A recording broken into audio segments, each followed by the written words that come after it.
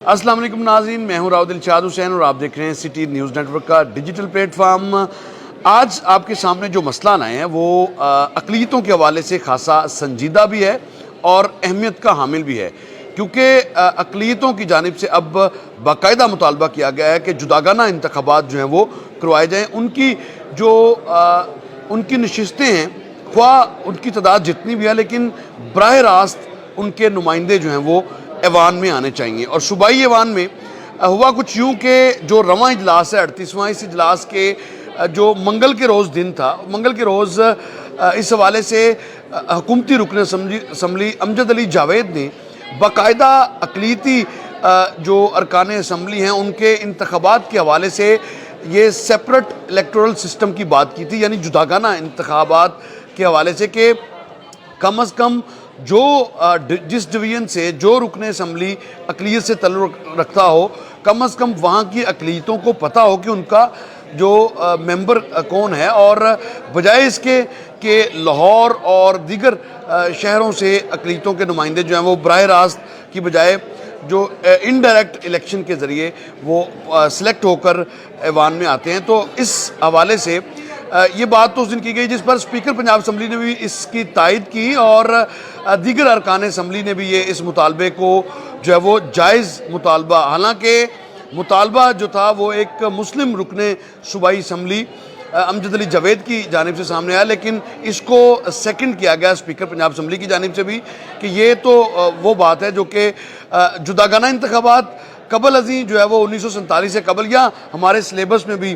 जुदागाना इंतख़ाबात के बहुत सारे जो ये फ़िक्रे हम देखते हैं, लेकिन अमलन शायद इसमें प्रॉब्लम आई है। जब से 2002 के इलेक्शन हुए तो बाकायदा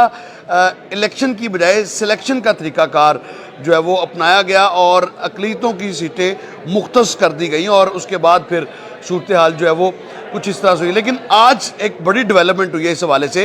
हुकूमती रुकन असम्बली हैं बाबा क्रिस्टोफर फेल्बस, जो कि चेयरमैन भी हैं स्टैंडिंग कमेटी बराए ह्यूमन राइट्स और अक़लियती अमूर के, और उनकी जानिब से बाकायदा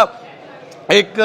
करारदाद इस हवाले से जो है वो पेश कर दी गई है। इस करारदाद में उन्होंने जो मुतालबा किया है, उन्होंने कहा कि बाकायदा कानून साजी को यकीनी बनाया जाए कि अक़लियती नुमाइंदे बराह रास्त मुंतखब होकर इस ऐवान में आएँ, और जो है वो क्योंकि उनका भी हक़ है, उनका भी जो उनको भी वोट के ज़रिए आना चाहिए, ना कि जो तनासब है सियासी जमातों का उस तनासब से वो आएँ। तो आम इंतख़ाबात में मखसूस नशिस्तों के बजाय बराह रास्त इंतख़ाब के ज़रिए जो है वो अपने नुमाइंदे चुनने का अक़लियतों के पास बाकायदा एक मौका होगा। और ये मुतालबा किया गया कि पंजाब में बसने वाली तमाम अक़लियतों को अपने नुमाइंदों के इंतख़ाब के लिए या तो जुदागाना इंतख़ाबी निज़ाम दिया जाए या दोहरे वोट का हक़ जो है वो दिया जाए, ताकि वो अक़लियती अपने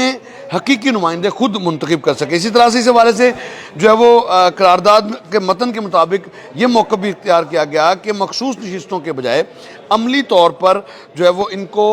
जुदागाना इंतख़ाबात के ज़रिए ऐवान में जो है वो लाया जाए, और ताकि इनका जो किरदार है वो मौसर किरदार हो सके। अरकान असम्बली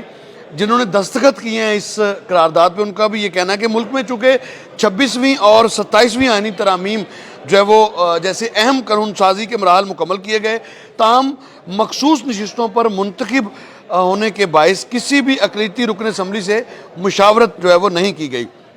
अरकान असम्बली ने मुतालबा किया कि पाकिस्तान के तमाम अक़लियतों को जुदागाना या दोहरे वोट का हक़ दिया जाए, ताकि वो अपने मसाइल